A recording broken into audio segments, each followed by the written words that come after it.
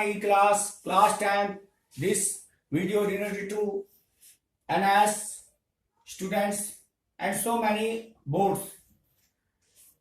अब तक मैंने आपको इंट्रोडक्शन ऑफ ट्रिग्नोमेट्री कराया, उसके बाद मैंने आपको trigonometric ratio of some special angles के बारे में बताया।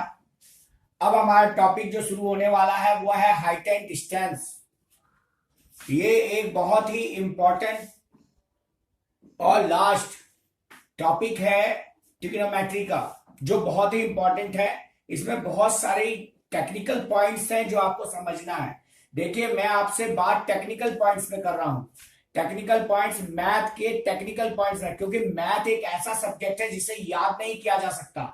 इसे केवल ट्रिक से ही किया जा सकता है और इसकी टेक्निक को जान के ही किया जा सकता है। अब टेक्निक को जानने के लिए वो मेन पॉइंट्स आपको समझ में आने चाहिए, जिसके बारे में यहाँ डिस्कस किया जा रहा है या आगे डिस्कस होगा। जैसे आज हम हाइट एंड डिस्टेंस की बात करेंगे तो वहां पे horizontal line, perpendicular line, parallel lines, इनके बारे में आपको पता होना चाहिए। हॉरिजेंटल में कौन कौन सी चीजें आती हैं, परपेंडिकुलर में कौन कौन सी चीजें आती हैं, वो किस तरह से आप देख सकते हैं उसको, किस तरह, माने पूरा खेल माइंड का है। हाथ से आप सामान उठा सकते हैं, पैर से आप रास्ता नाप सकते हैं, आंखों से आप कोई चीज देख सकते हैं, लेकिन इन सब का जो कॉम्बिनेशन है वो है ब्रेन। उस ब्रेन को ही आपको ज्यादा पावरफुल बनाना है। If you want to solve a math equation, अगर आप मैथ इक्वेशन को करना चाहते हैं, आप ब्रेन कैसे क्लियर करेगा? ब्रेन को जब तक उन चीजों को आप नहीं पहचानवाएंगे, उसके बारे में नहीं बताएंगे, तब तक वो ब्रेन उस चीज को नहीं पकड़ेगा। जैसे हाइट एंड डिस्टेंस की बात चलेगी, मेन पॉइंट्स जैसे लाइन ऑफ साइट है। लाइन ऑफ साइट में क्या है? A line of sight is that line. Line of sight, sight माने जो आंखों के सामने है, वो लाइन जो हमारी आंखों के, जैसे मैं सूरज को देख रहा हूं तो एक लाइन ऑफ साइट है, मेरी आंखें सूरज को देख रही हैं। आप पूरब में भी देख सकती हैं, पश्चिम में भी देख सकती हैं। पूरब में देखेंगे तो हम, अगर सूरज पूरब में तो मैं पश्चिम में तो सूरज देखूंगा नहीं, मैं पूरब में ही देखूंगा। अगर जो है सूरज मिड ऑफ द डे माने 12 आफ्टरनून को देखूंगा तो बिल्कुल सीधे देखूंगा। उस समय कितने डिग्री का एंगल बन रहा होगा, उस चीज को भी मुझे देखना पड़ेगा। तो line of sight is the line drawn from the eyes of an observer. Observer कौन हुआ? जैसे उस समय या तो मैं देख रहा हूं या कोई और देख रहा है, जो इस चीज, जो सूरज को देख रहा होगा वो ऑब्जर्वर है।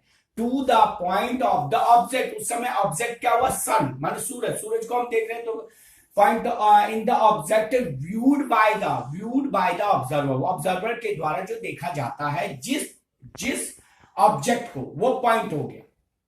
तो इस तरह से हो गया लाइन ऑफ साइट। अब हम एंगल ऑफ एलिवेशन की बात करेंगे। एंगल ऑफ एलिवेशन, देखिए, ये लेसन को शुरुआत करने से पहले इन कुछ पॉइंट्स के बारे में जानना बहुत जरूरी। जैसे जब आप जो है, अगर थोड़ा सा लीक से हट के अगर बात करें कि हम शादी करने जाते हैं तो हम क्या करते हैं? हम शादी करने जाते हैं तो ऐसा तो है नहीं कि ढोल लगाए लेके पहले पहुंच जाते हैं, लो जी शादी कर लो, ऐसा तो नहीं होता ना। क्या करते हैं हम? पहले जो है हम लड़की देखने जाते हैं, घर पे जाते हैं, उनसे बातें करते हैं, उनके बारे में समझते हैं, फिर मीटिंग्स होती है, उसके बाद ही कोई चीज आगे बढ़ती है। और अगर जल्दबाजी में कोई काम किया तो उस समय उस परिवार का टूटना निश्चित हो जाता है। अगर थोड़ी सी भी मिसअंडरस्टैंडिंग हुई, अगर हमने एक दूसरे को समझने में थोड़ी सी भी गलती की, उसी तरह से हमारा सब्जेक्ट है।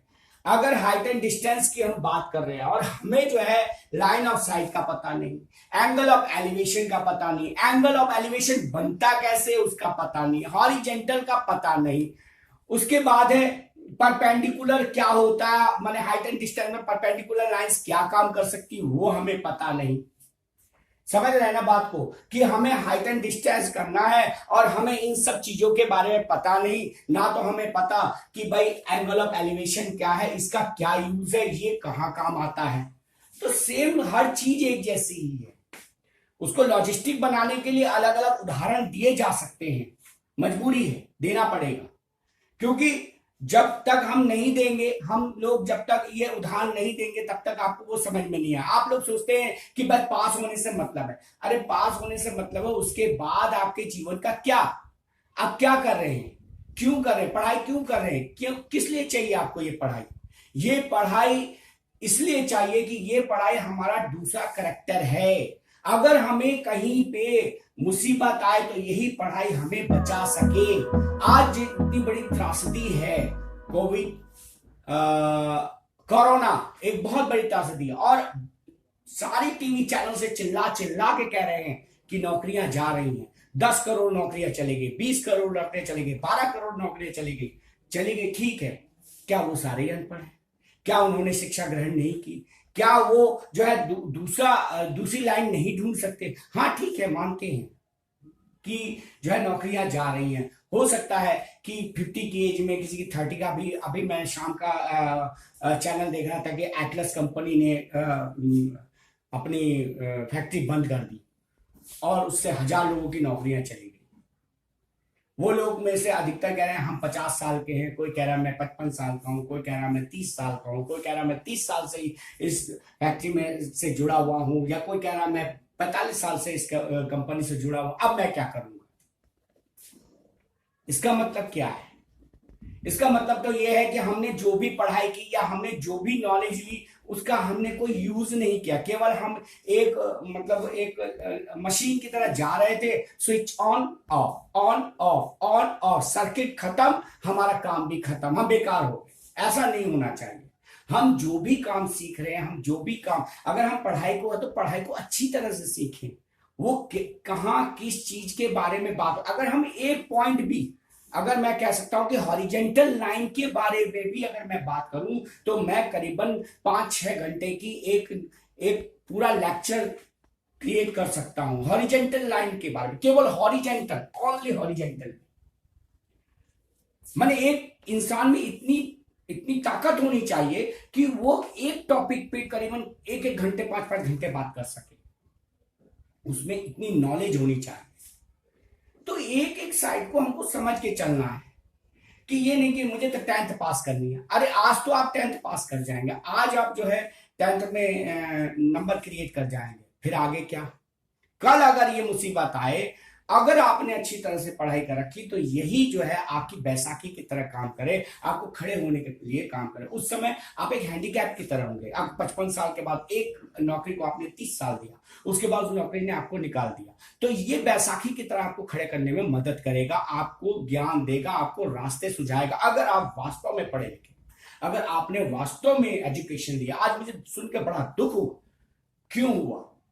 ऐसा क्यों हुआ? बच्चे कई बार कहते हैं कि हमने बहुत पढ़ाई की, एमए की, एमए, बीए, बीबीए किया, बीसीए किया, एमसीए किया, एमटेक किया, बट हम बेरोजगार हैं। क्यों? क्यों बेरोजगार है? किस लिए बेरोजगार? आपने शिक्षा को किस दृष्टि से लिया, कैसे शिक्षा को लिया? आज मैंने बहुत सारी चीजें देखी। मनरेगा, आज मनरेगा में टीचर्स लगे हुए हैं। क्यों? वाई? ऐसी क्या जरूरत पड़ी? अगर टीचर ही मिसगाइड होगा तो वो स्टूडेंट कैसे आगे बढ़ेगा उसका पढ़ाया? तो दैट मीन्स हम जो भी चीज पढ़ रहे हैं, जैसे हाइट एंड डिस्टेंस आज हम पढ़ रहे हैं, तो उसमें हर एक पॉइंट्स के बारे में हमें एक्सप्लेनेशन हो जाए। और जरूरी नहीं है कि उसी टाइम उसका यूज हो, कभी भी जब भी हमें जरूरत हो हम उस किताब को खोल के बैठ सके और उसका कभी भी बेनिफिट ले सके। ये हमारी पढ़ाई हमारी बैसाखी की तरह काम करे। हमें इतना सीखना है। अगर मैं अक्षर ए की बात करता हूं, अगर मैं ए फॉर एप्पल की बात करता हूं, तो मुझे ए फॉर एप्पल भी पता होना चाहिए, ए फॉर एरोप्लेन भी पता होना, ए फॉर एंड भी पता होना चाहिए, ए फॉर आंटी भी पता होना चाहिए। मुझे 4 तरह की चीजों का पता होना चाहिए, तभी मैं उसका बेनिफिट उठा सकता। A for Apple, A for Apple 70 साल, 80 साल, 100 साल से ए फॉर एप्पल ही अगर पढ़े जाएंगे तो हमें ए फॉर एप्पल ही आएगा, एप्पल के अलावा और कुछ नहीं आएगा।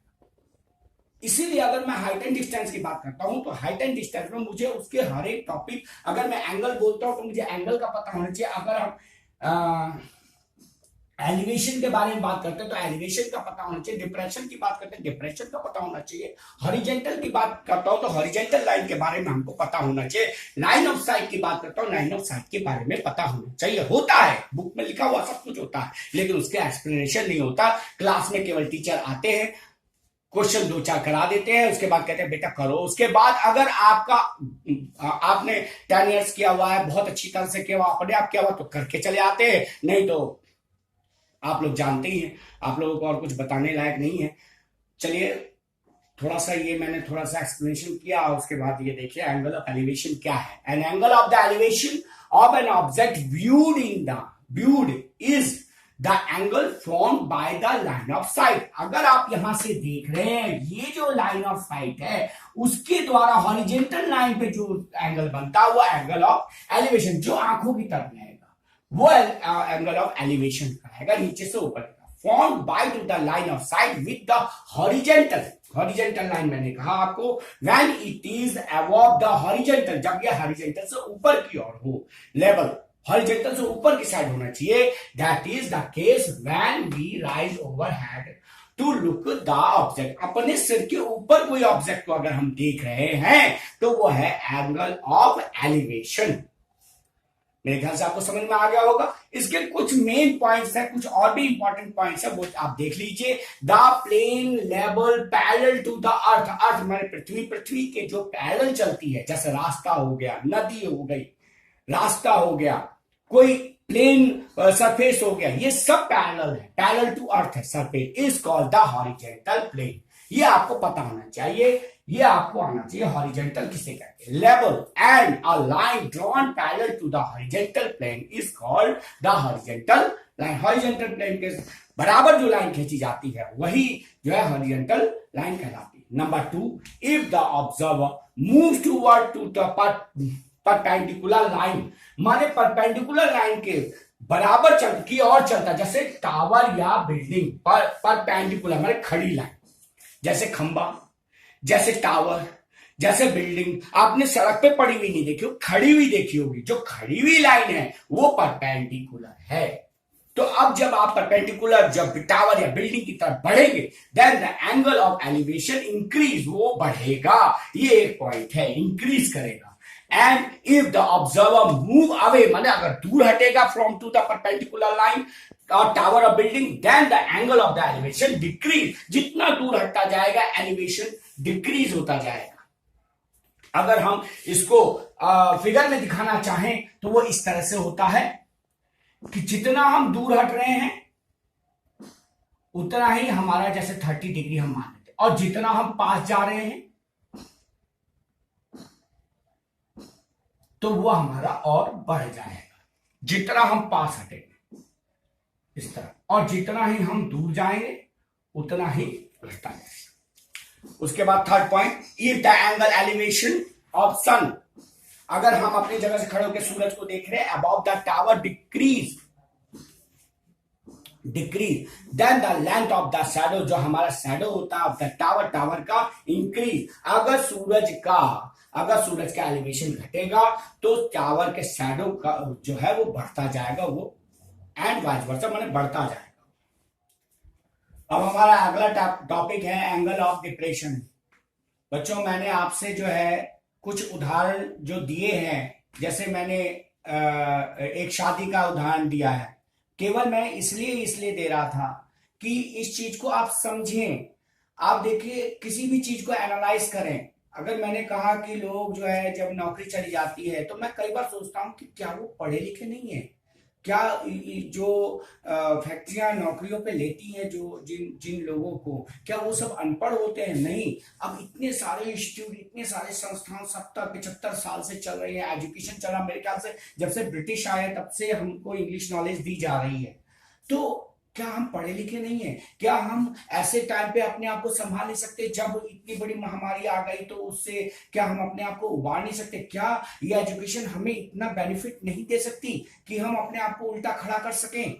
खड़ा कर सके? क्या हमें इसकी स्ट्रेंथ नहीं देती? क्या पढ़ने लिखने के बाद भी हम इतने कमजोर रह जाते हैं कि हल्का सा अगर छोटी सी महामारी आ जाए या छोटा सा अगर कुछ इधर से उधर में हमारी नौकरी चली जाए तो हमें हार्ट अटैक हो जाएगा, क्योंकि हम 55 साल के हो गए, क्योंकि हम 50 साल के हो गए, हमारी नौकरी नहीं है और हम जो है कमा नहीं सकते, हम दूसरा माने क्षेत्र में खड़े नहीं हो सकते। तो फिर हमने पढ़ाई किस लिए की थी? क्यों हमने अपनी डिग्रियां ली थी? क्यों हमने वो माने सीटें बर्बाद की थी? अगर हम जो है मुसीबत पड़ने पे इस पढ़ाई को बैसाखी की तरह इस्तेमाल नहीं कर सकते। मेरे कहने का मकसद ये था। दूसरा, जो मैंने शादी के बारे में कहा, वो इसलिए कहा कि आज इंडिया में जो डाइवोर्स केस है वो करीबन बहुत बढ़ते जा रहे हैं। क्यों बढ़ते जा रहे हैं? क्योंकि हम लोग जो भी काम करते हैं बिना सोचे समझे जल्दबाजी में, माने किसी भी चीज को, मैंने कहने का मकसद है कि हमें पढ़ाई क्या सिखाती है? हमें पढ़ाई अंडरस्टैंडिंग करना सिखाती है, हमें पढ़ाई ये सिखाती है, ये नॉलेज हमें ये सिखाती है how to deal, how to tackle a problem.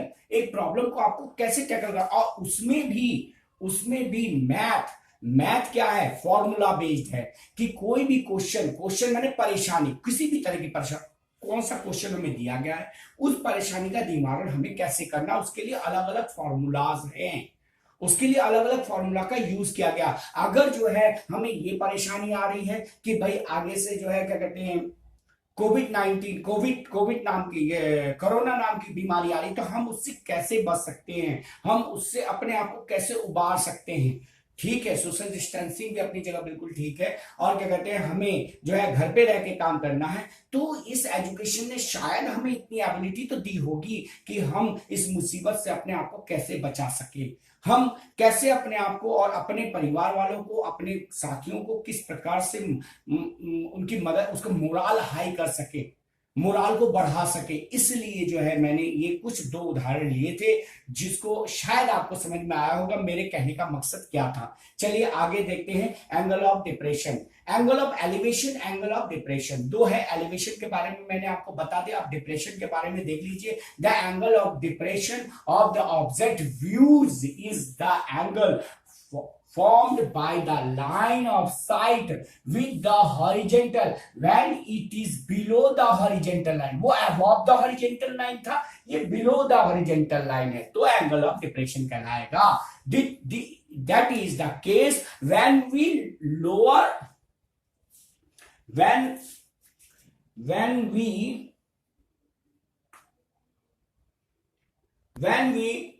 Lower our head, माने जब हम अपने सर को नीचे कर लेते हैं, जैसे अगर हम छत पे खड़े हो तो हमारा सर नीचे की ओर होगा, to look at the object. जैसे आप छत पे खड़े हैं और आप नीचे किसी गाड़ी को देख रहे हो, अपनी कार को देख रहे हो, अपने बाइक को देख रहे हैं कि वो अपनी जगह सही जगह पर खड़ी है कि नहीं है, तो हम ऊपर से नीचे की तरफ देख रहे होते हैं, तभी एंगल ऑफ डिप्रेशन बनता है।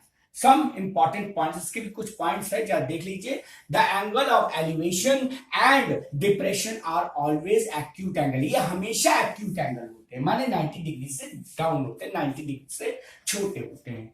Number 2, the angle of elevation of A point P, जैसे एंगल ऑफ एलिवेशन जो है वो पॉइंट नीचे से ऊपर की तरफ देख रहे हैं, as seen from the point O, जब हम ओ से देखते हैं पी की तरफ, is always equal to the angle of depression, depression के हमेशा बराबर होता है, of O as seen from P. अगर पी से अगर आप ओ को देखेंगे तो दोनों ही एंगल आपस में बराबर होंगे। Please subscribe my channel Manas online tuition. इसी तरह कुछ ज्ञान की बातें करते हुए, कुछ खट्टी और कुछ मीठी भावनाओं को प्रेस करते हुए, अपने आप को बताते हुए, आपको आगे बढ़ाते हुए, क्योंकि एक टीचर का काम केवल पढ़ाना ही नहीं, थोड़ी बहुत ज्ञान की बातें भी बतानी होती है। आप लोगों के साथ आपसे बातों को शेयर करते हुए इस पढ़ाई को ज्यादा लॉजिस्टिक और ज्यादा इंटरेस्टिंग बनाकर, हर एक पॉइंट को आपको बताकर आगे बढ़ाना, क्योंकि you are the future of our country, अपने देश को। और हम क्या कर सकते हैं, इसी तरह से हम अपने देश को मजबूती दे सकते हैं। Please subscribe my channel Manas online tuition and press the bell icon. ज्यादा से ज्यादा सब्सक्राइब कराइए, जिससे कि हम आगे आपके लिए और भी इंटरेस्टिंग और आपके जीवन में मददगार तरह से जो है आपकी मदद कर सके। इसके आगे हाइट एंड डिस्टेंस के क्वेश्चंस कराए जाएंगे, प्रॉब्लम सॉल्व कराए जाएंगे। इसी के साथ थैंक यू।